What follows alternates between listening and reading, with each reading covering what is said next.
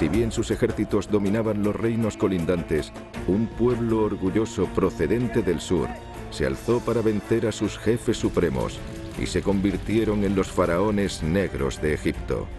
No es el antiguo reino de Egipto estable y majestuoso que solemos leer en los libros de historia. Fue una época de disturbios. Poco se sabía de su reinado de los 100 años.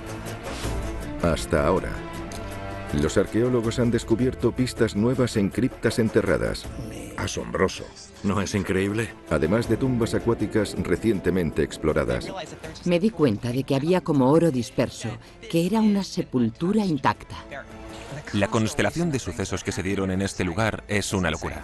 Los hallazgos han proporcionado nuevos datos sobre los nubios, quienes utilizaron el oro, a los dioses y sus agallas para conquistar todo Egipto. El tesoro hundido de los faraones negros. Desierto de Nubia, al norte de Sudán. En la antigüedad, este fue el centro de una civilización dorada llamada Imperio de Kush. Esto no son montañas que se elevan desde la arena, son las ruinas de las tumbas de los reyes y reinas de Kush que en su día gobernaron todo Egipto, pero que prácticamente se han olvidado por completo.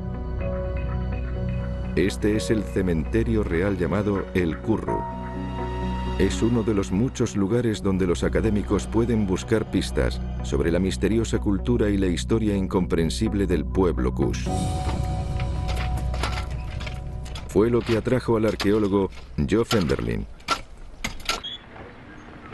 En una pirámide conocida como Q1, el equipo de Geoff está moviendo cientos de toneladas de tierra con la esperanza de sacar a la luz una tumba real enterrada.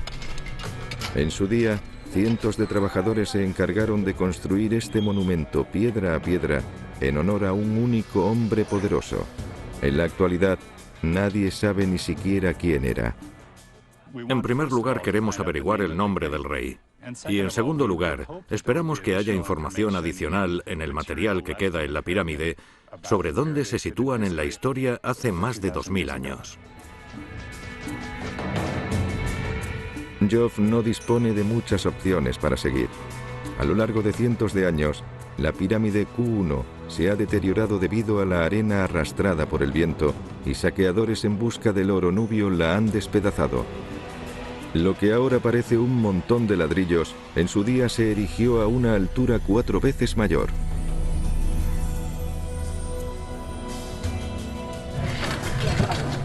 En la época moderna, esta tumba en concreto ha demostrado ser la más difícil de descifrar, incluso para el primer hombre que empezó a excavar aquí. Hace aproximadamente 100 años, el arqueólogo estadounidense George Reisner excavó muchos monumentos kushitas y descubrió las tumbas de los reyes más importantes. George Reisner fue un pionero sensacional de la arqueología en Kush.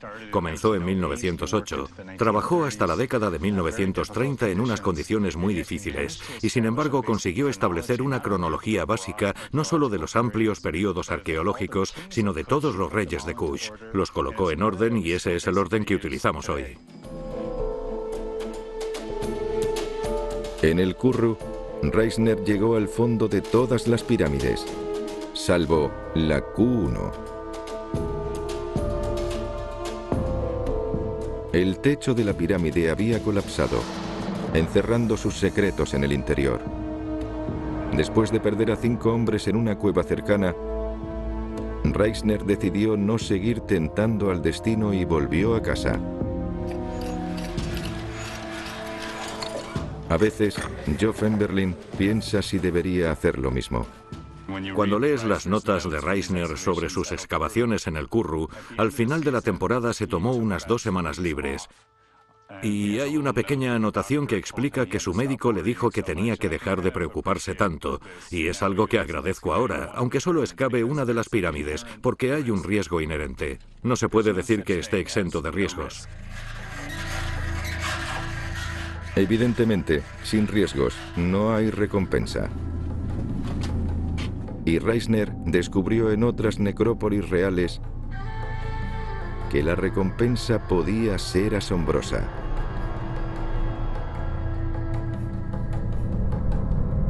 En los otros templos de los alrededores, Reisner recuperó joyas de oro y objetos magníficos. Obras maestras perdidas desde tiempos inmemoriales, enterradas junto a los reyes para enriquecerlos en el más allá. La artesanía nubia era espectacular. El arte intrincado e innovador que estamos viendo era a veces incluso más impresionante que los adornos creados al norte, en Egipto. Para Geoff sería un triunfo encontrar aunque solo fuera un objeto conservado. Como arqueólogo, tus sueños a menudo son bastante intensos con respecto a lo que puedes encontrar en un lugar. Y obviamente, estas sepulturas de reyes estuvieron muy enriquecidas de objetos de oro y plata y bellas expresiones de sus sentimientos religiosos, así como de su estatus y de su prestigio. Por tanto, nos podemos imaginar encontrar todas esas cosas en el interior de la cámara sepulcral. La primera revelación de Geoff no fue un tesoro de oro, sino una escalera gigante, digna de una inmensa procesión funeraria. Podemos comprobar que la escalera es monumental. Cavaron atravesando la roca sólida a una profundidad de más de 7,5 metros. Sin embargo, al final de la escalera hay una señal de mal agüero. Se puede ver que al fondo está la entrada original y sobre ella un agujero irregular. Ese agujero irregular lo cavaron los saqueadores. Geoff cree que alguien conocedor de este diseño saqueó la tumba hace mucho tiempo. Sorprendentemente, en esta pirámide la cámara interior es enorme y alta. Por eso, solo los que la construyeron podían saber que cavando sobre la entrada podrían acceder al espacio diáfano de la cámara. La cuestión es, ¿hasta dónde lograron llegar los saqueadores? ¿Y qué dejaron atrás? Geoff espera poder averiguarlo pronto. Ya ha excavado el lugar del derrumbe que bloqueaba el camino de Reisner. Estamos en la segunda sala de la pirámide. El techo se derrumbó y cubrió todo lo que había debajo. Tengo una teoría secreta de que los saqueadores se colaron hasta aquí y cuando estaban excavando, el techo se les vino encima. Fue un derrumbamiento de tal calibre que frustró a los saqueadores su intención de entrar en otra tumba, y de ese modo se pudieron conservar a salvo los tesoros durante siglos hasta que Reisner consiguió descubrirlos. Geoff toma precauciones para asegurarse de que ni él ni su equipo se conviertan en las próximas víctimas de la tumba. Está instalando un andamio de hierro especial para asegurarse de que el techo no se derrumbe cuando el equipo excave a cada vez más profundidad.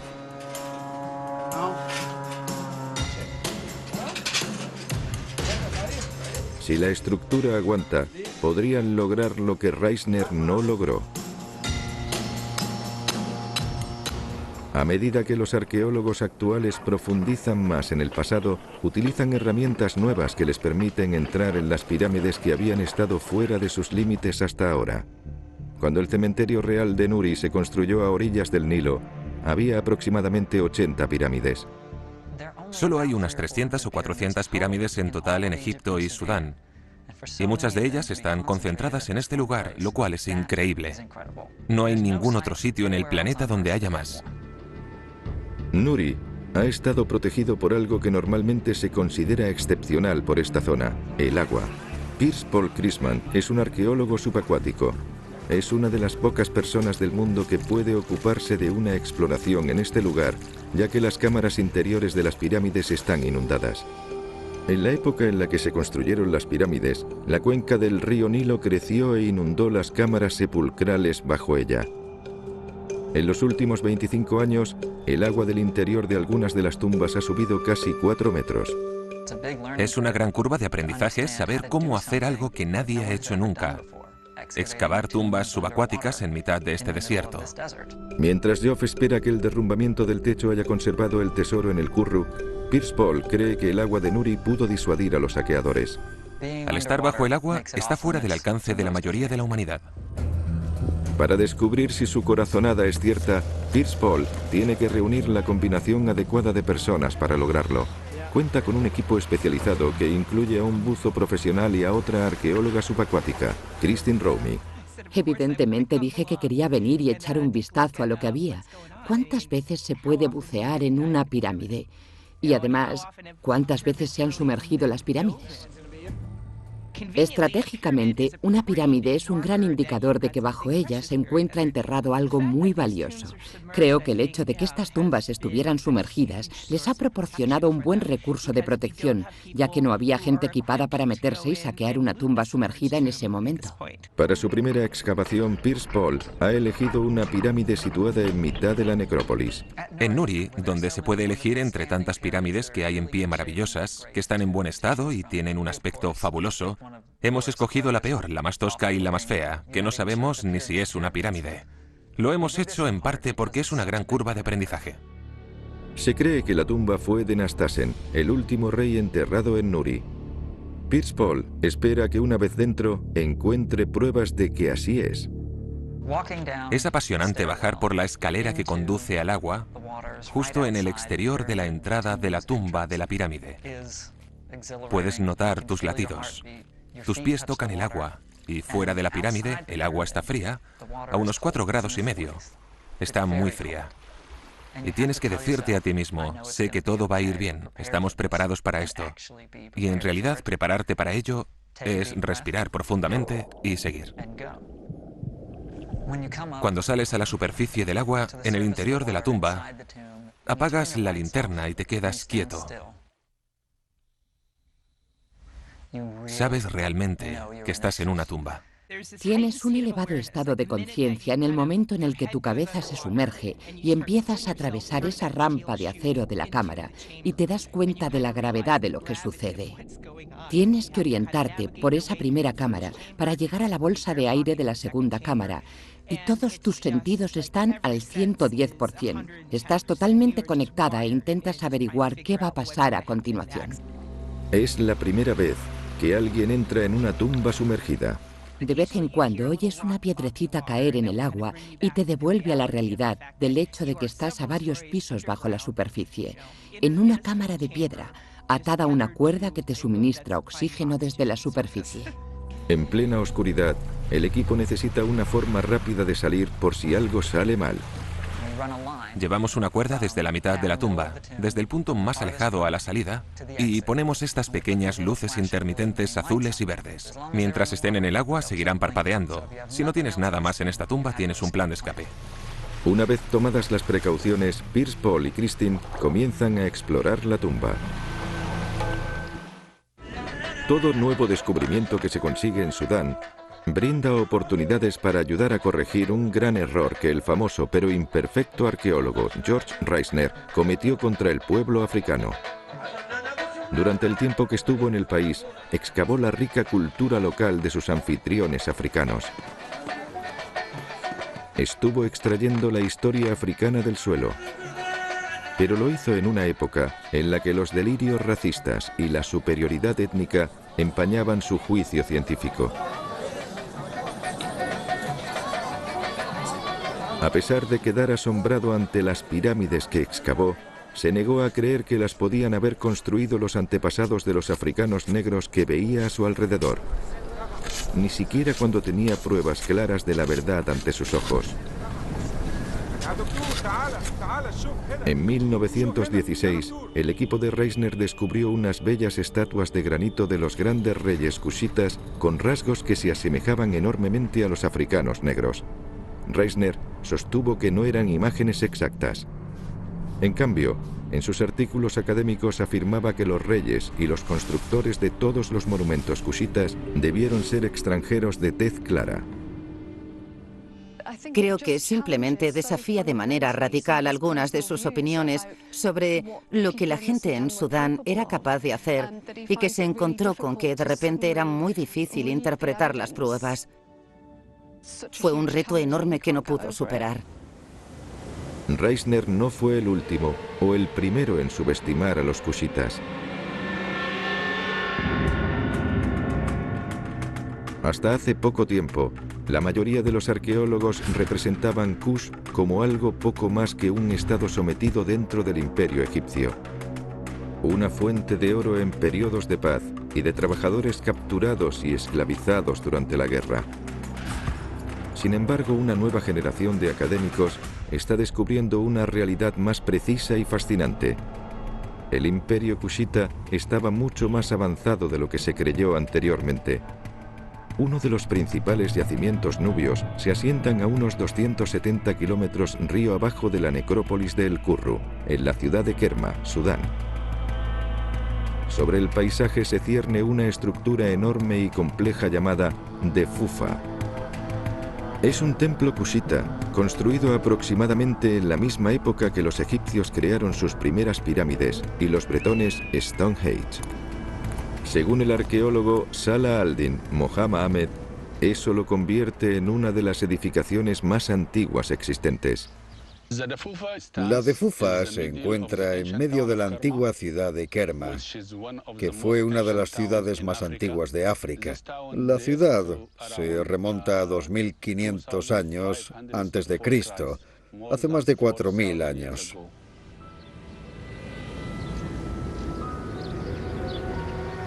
Los bloques de construcción de la Defufa no son piedras, son ladrillos hechos por el hombre, lo cual demuestra que los nubios sabían tanto de construcción como los egipcios en aquella época.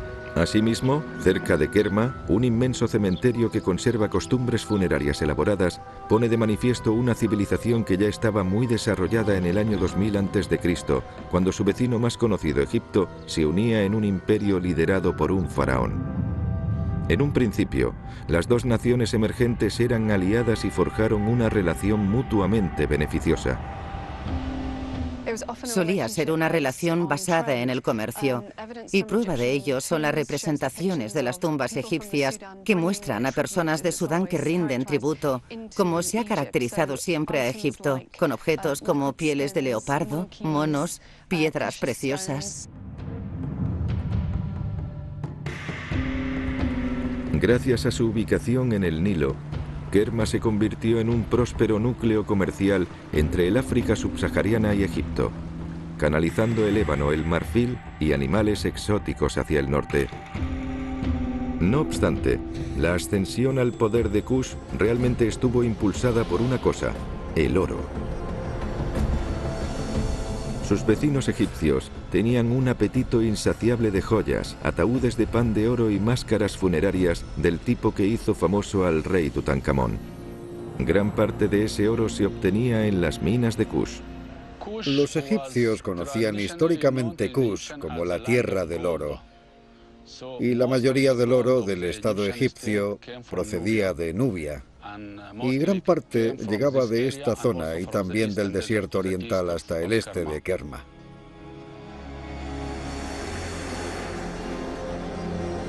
Los egipcios también valoraban las habilidades que tenían los kushitas como arqueros y los denominaban el pueblo del arco, empleándolos como soldados mercenarios. Las instrucciones egipcias sobre la lucha constatan la destreza de los kushitas como luchadores.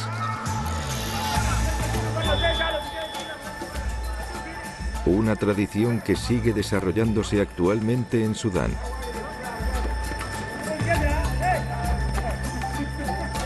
Las habilidades militares de los kushitas, perfeccionadas al servicio de sus vecinos egipcios, los convirtieron finalmente en un gran imperio como tal.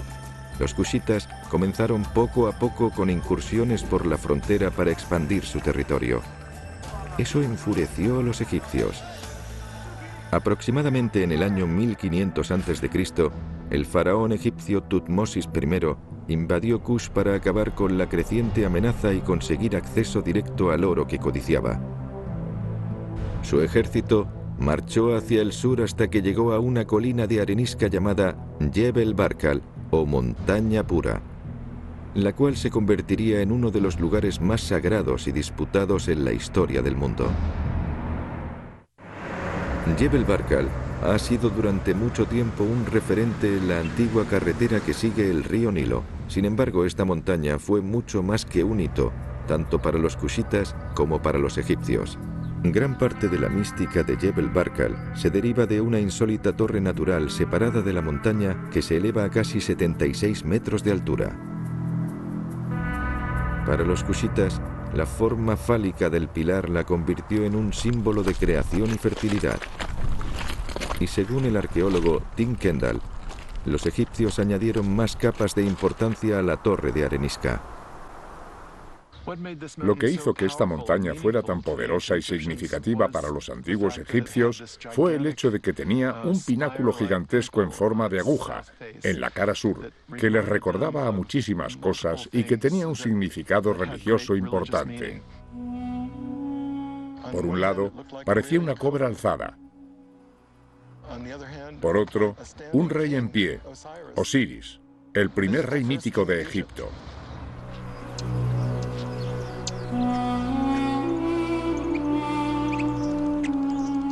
La cobra es la clave. En la mitología egipcia, las cobras tenían una poderosa conexión con la realeza. Las diosas adoptaban la forma de cobra para proteger al rey.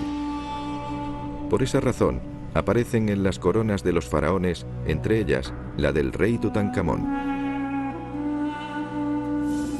Tim cree que seguramente fue un alto sacerdote quien acompañaba en la invasión, el primero en ver la conexión. Se declaró Jebel Barkal como la cuna del dios de dioses, Amón, y ofreció una justificación moral al faraón Tutmosis I para apoderarse del territorio cushita. Confirmó el presentimiento del rey de que era el regente legítimo de este lugar. Aquí estaba el centro del dios primigenio que había otorgado, que había comenzado la realeza aquí, y él era el heredero de esa realeza y tenía el derecho absoluto de gobernar Kush. En el transcurso de los siguientes 400 años, los regentes egipcios rindieron homenaje a Jebel Barkal, construyendo templos a su sombra. Y muchos pretendieron capturar la magia divina de la montaña recorriendo un largo viaje hasta Nubia con el fin de ser coronados en este lugar sagrado del nacimiento de Amón, padre consagrado de los faraones. No sabemos con exactitud lo que ocurrió en este templo, pero creemos que el rey vino aquí en su coronación. Entró en esta cámara interior con el dios Amón, representado en una efigie, evidentemente. Aquí los dos, padre e hijo, se unieron con el dios Osiris, el mítico primer rey de Egipto. A continuación, salió del templo, subió los escalones, se sentó en el trono y se convirtió en rey.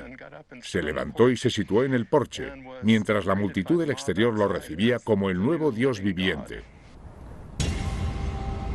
Al principio, los cushitas se vieron obligados a aceptar la religión de sus conquistadores para poder sobrevivir. Adoraban los templos construidos por los egipcios y acabaron superando a sus conquistadores en la intensidad de sus creencias.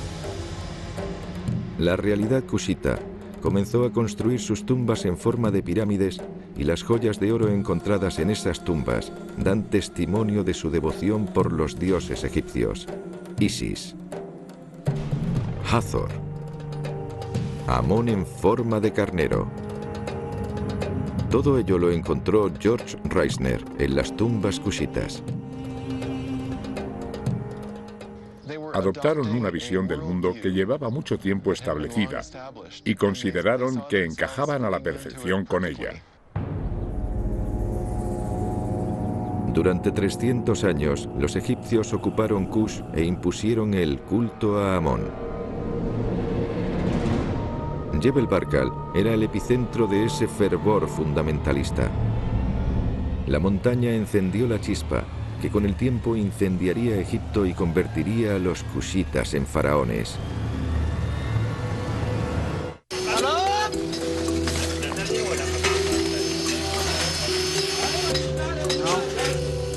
En la tumba Q1 de El Kurru, Joe Femberlin y su equipo se han abierto camino por el derrumbamiento que detuvo a George Reisner hace 100 años.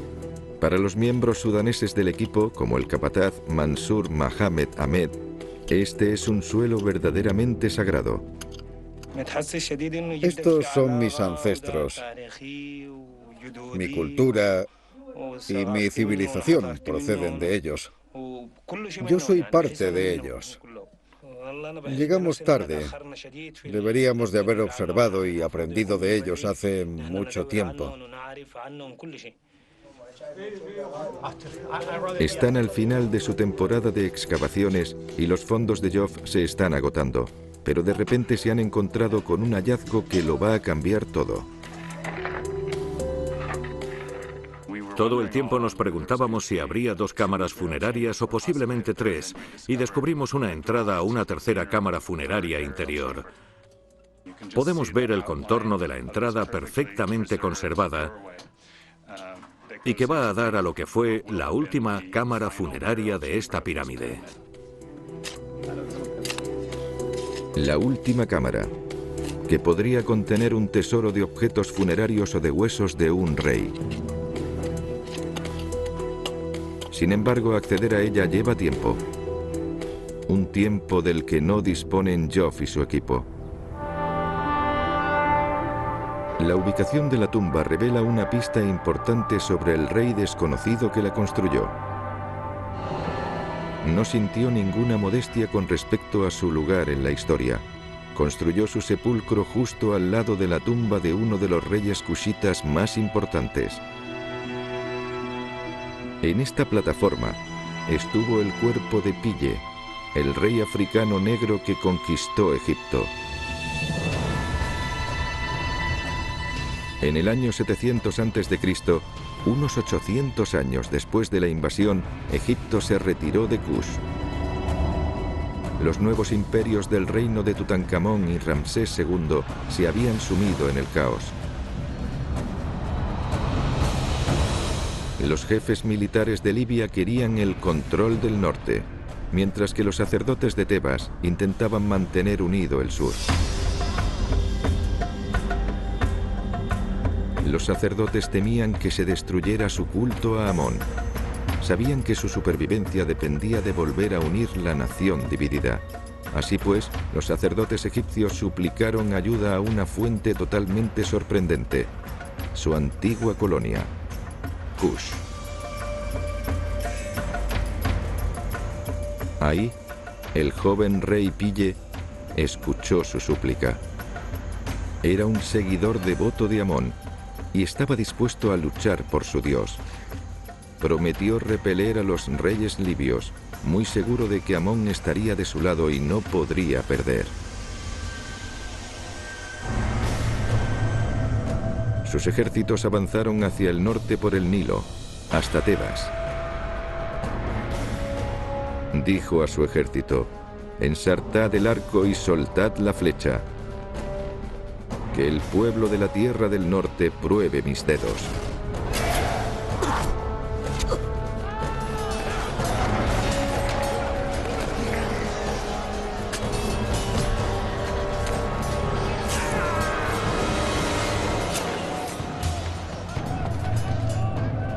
Poco tiempo después, los enemigos de Pille imploraron la paz. «Tenga piedad», gritó un rey libio. «No puedo ver su rostro por vergüenza. No puedo soportar su llama. Tiemblo ante su fuerza».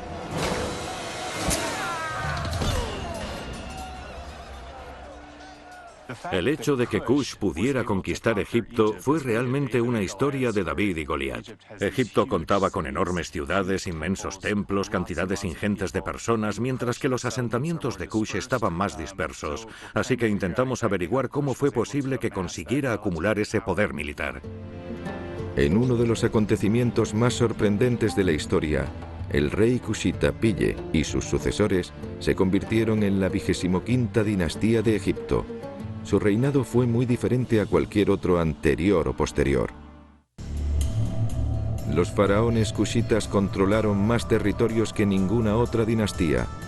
Abarcaba desde la actual ciudad de Jartum hasta el Mediterráneo, y se convirtieron en los rivales de los poderosos asirios y griegos. Este imperio construido en oro estaba ahora en el poder gracias a sus creencias religiosas y su destreza militar. El poder político siempre estuvo conectado a las creencias religiosas. Para convencer al pueblo de que tenías el derecho a gobernarlos, tenías que ser religioso, y se aprovechaban de eso para controlarlo todo: las minas de oro, las rutas comerciales y todo.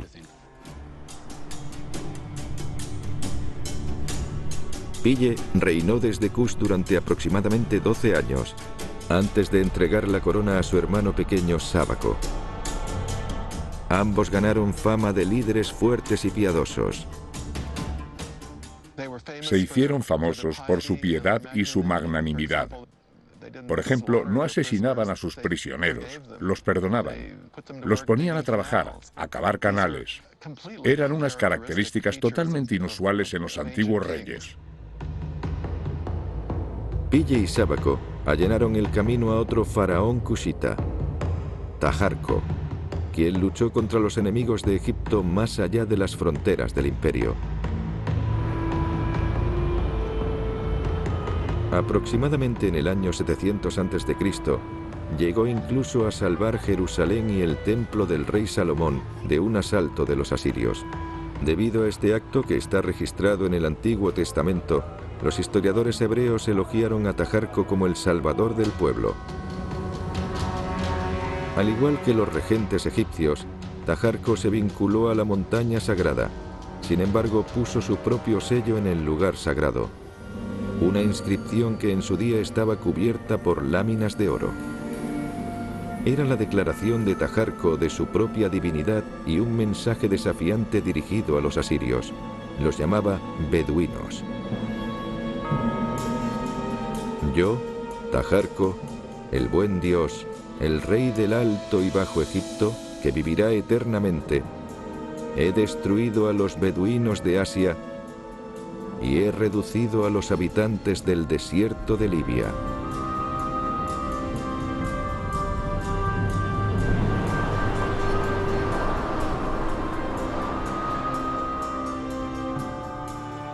A pesar del duro discurso de Taharko, al final de su reinado quedaba muy poco territorio de Egipto bajo su control. Los asirios persiguieron a Taharko con invasiones y sus fronteras acabaron por retroceder hasta Tebas.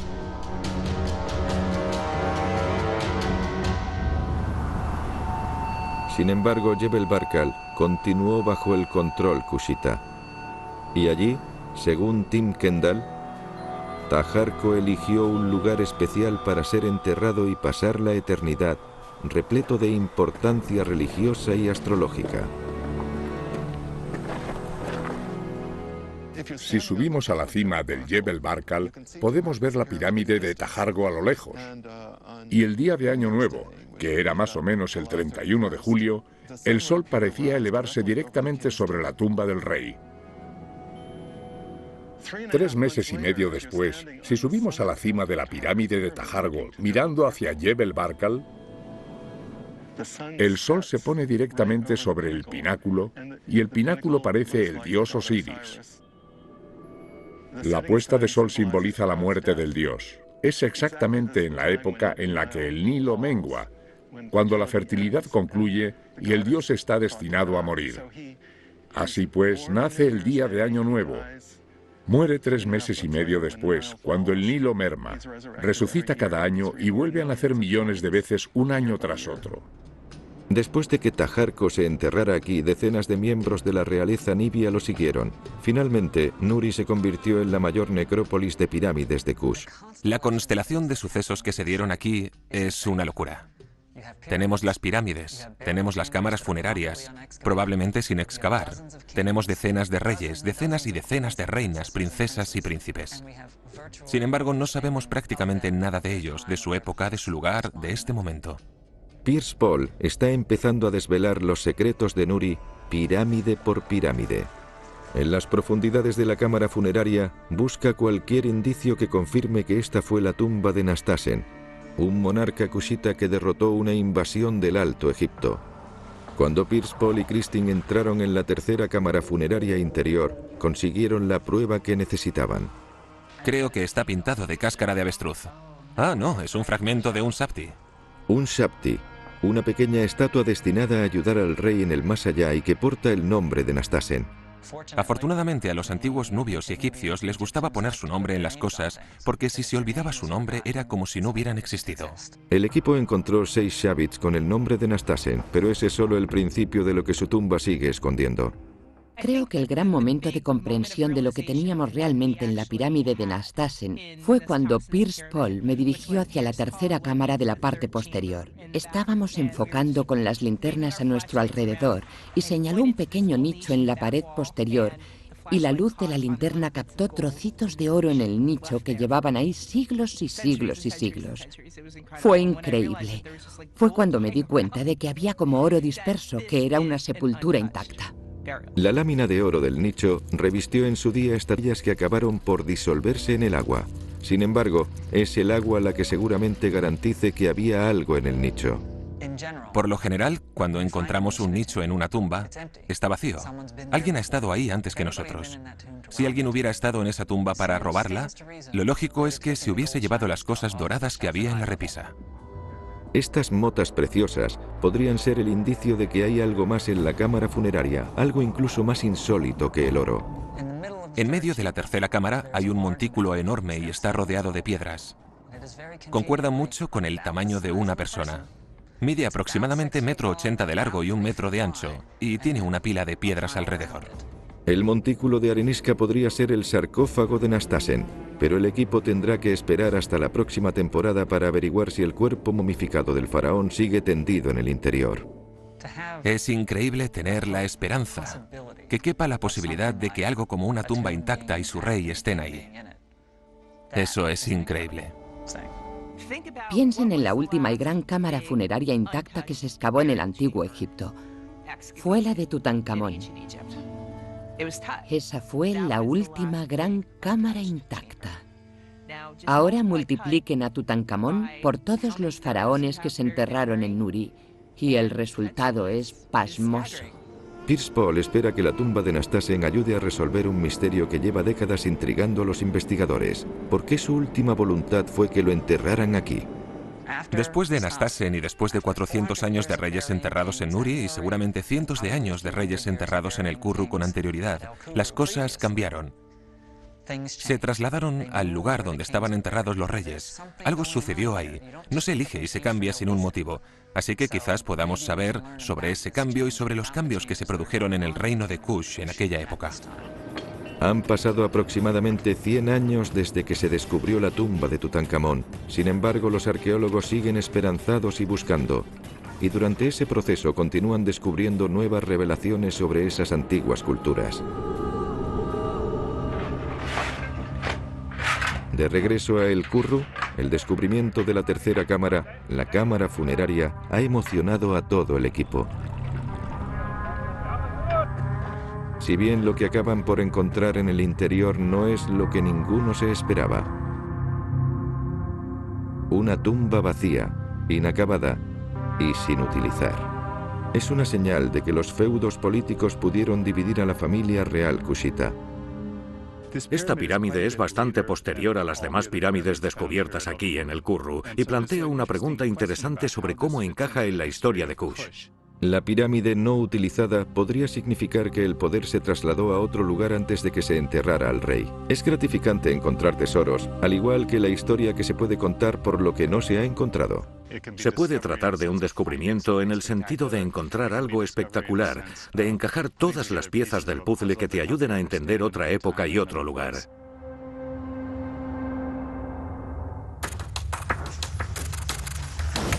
Parte de ese puzzle es lo que ocurrió después del traslado de El Kurru y Nuri. Se ha invitado a Joff a que ayude en un yacimiento próximo de una época bastante posterior del Imperio Kush, y se ha llevado consigo a algunos amigos de alta tecnología. Esta es la aldea de Zuma, el yacimiento de un noble túmulo construido aproximadamente 1000 años después de que muriera el faraón Taharko. Fue el ocaso del imperio. Una nación africana rival estaba a punto de acabar con los kushitas para siempre, y el cristianismo muy pronto transformaría también la religión.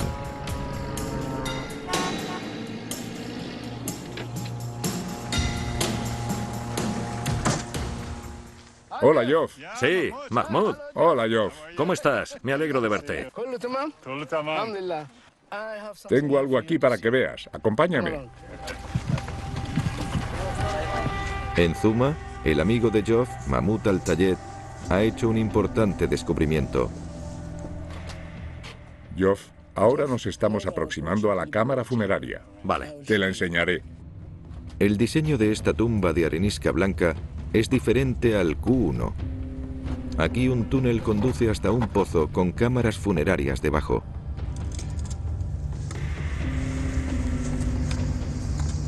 Geoff pone a trabajar a uno de sus robots.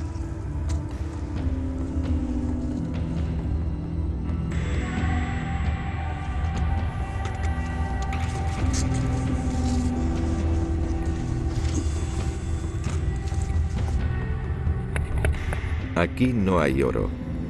Los objetos funerarios rotos indican que esta tumba, al igual que la mayoría de las tumbas cushitas, ha sido saqueada.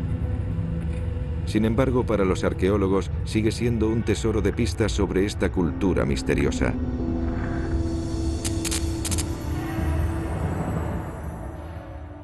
Asombroso.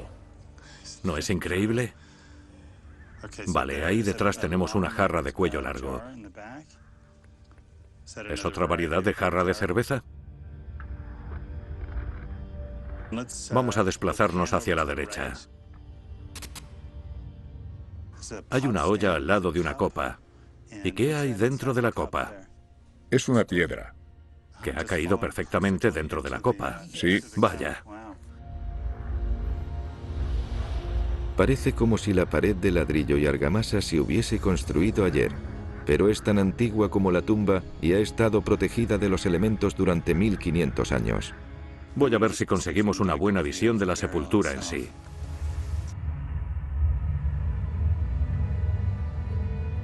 Finalmente, Geoff ve los huesos de un rey, o al menos un noble, enterrado para descansar en esta tumba. Este es solo el principio. Se requerirán años de análisis para descubrir su lugar en la historia de Sudán.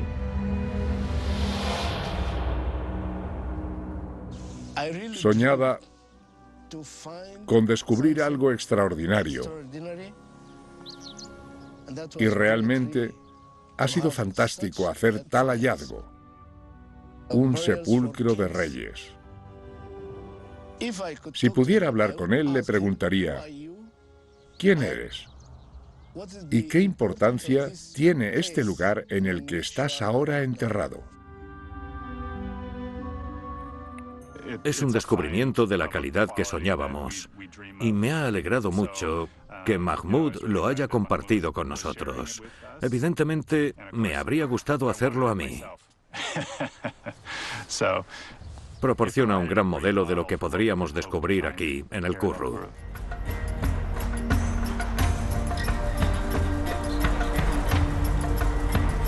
Cuando se creó la aldea de Zuma, la influencia de Egipto había menguado. Y los reyes de Kush ya no construían grandes tumbas de pirámides.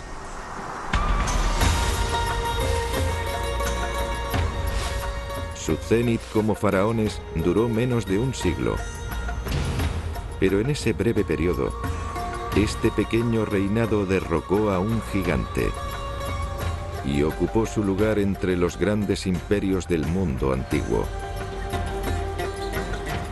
Ahora, gracias a los estudios que se están llevando a cabo en Sudán, el imperio de oro de los faraones negros está saliendo de las sombras para siempre.